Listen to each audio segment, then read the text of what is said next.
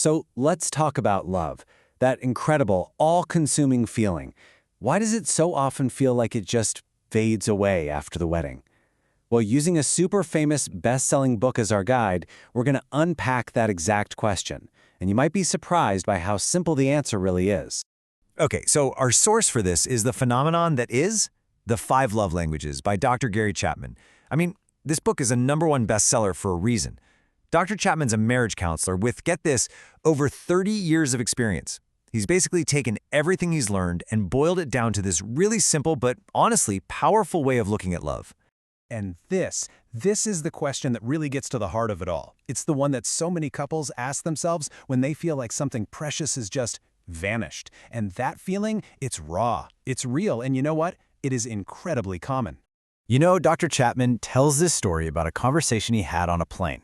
He's sitting next to this guy who was just completely baffled by his own life. He'd been married 3 times. 3! And every single time, what felt like real, genuine love just poof, evaporated after the wedding. This guy was a huge success in business, but he felt like a total failure when it came to love, and he just could not figure out why. And that guy's confusion? That's really what this book is all about. Chapman's answer isn't some super complicated psychological theory you need a PhD to understand. Nope, it's actually a really fundamental and honestly often overlooked truth about how we communicate love. All right, so first up, let's really dig into this post-wedding puzzle. We're going to look at that jarring emotional shift that so many couples go through, the one that leaves them wondering, hey, where did all the love go? For that man on the plane, the difference was just stark. Before he got married, his relationships were amazing, exciting, positive. But afterwards, it was a battle right from the get-go. Constant complaints, just negativity. It really felt like someone had just flipped a switch. Okay, so what's the diagnosis for this emotional whiplash? Well, according to Chapman, the real problem isn't that the love is actually gone. The problem is that couples are basically speaking completely different languages. It's a massive communication breakdown. So here's Chapman's big idea. Each of us has a primary love language. It's basically the way we're wired to both give and receive love. Just think of it like your emotional native tongue, the language you understand best. And this is such a great way to picture the problem. You can be speaking your love language with all the sincerity in the world, right? But if your partner doesn't understand that language, the message is just lost. It's exactly like trying to express your deepest love in English to someone who only speaks Chinese. It doesn't matter how sincere you are, they're not going to get it. So that brings us to the solution, the 5 ways to love. This is Chapman's whole framework, and it's all about figuring out your partner's specific language so you can learn how to fill what he calls their love tank. Yeah, the love tank. It's such a great metaphor. Every single one of us has this emotional tank inside that's just waiting to be filled up with love. And when our partner speaks our primary love language, that tank fills right up, and the whole relationship just feels secure and happy and right. But what happens when that tank is running on empty? That's when the problems start to show up. People pull away, they use harsh words, they get critical. Chapman argues that a whole lot of the conflict we see in relationships really just comes from this simple emotional emptiness. Which of course leads to the most important question of all. How do you fill your partner's tank? I mean, if you're trying your best to show love and it's just not landing, it's probably because you're not using the one method that actually works for them.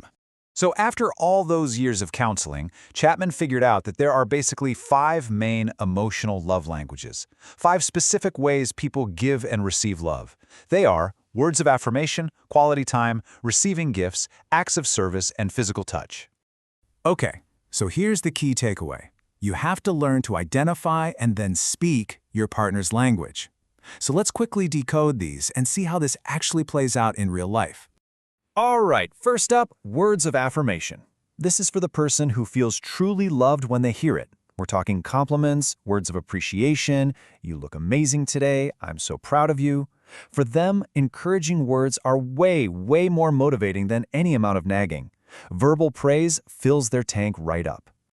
Okay, next up is quality time. And this is a big one. It's all about giving someone your undivided attention. We're not talking about just sitting on the same couch while you're both on your phones.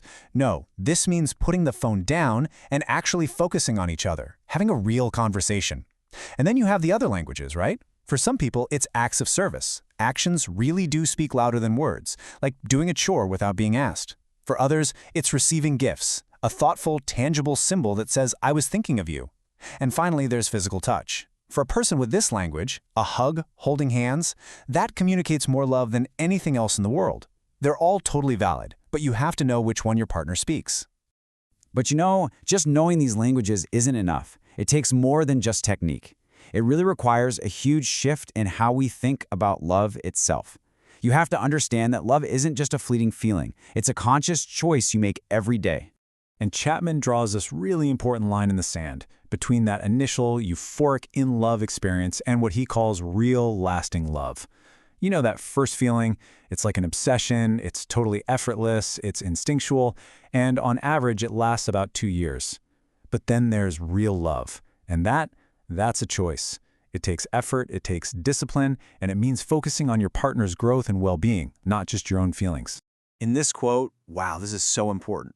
True love cannot begin until the in-love experience has run its course. Just think about that. It means that when that initial spark, that infatuation, starts to fade, that's not the end. That's the beginning.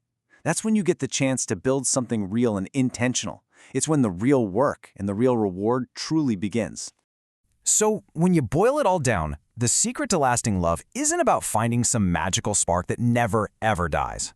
No, the secret is actually way more practical. It's about making a choice to learn and speak your partner's primary love language, even if it feels totally foreign to you at first. It's about conscious effort. It's about being intentional. And that really leaves us with one final, crucial question for you. Because understanding all this stuff is one thing, but actually applying it, that's everything. So, do you know your primary love language? And maybe even more importantly, do you know your partner's? Because figuring that out, well, it could literally change your relationship forever.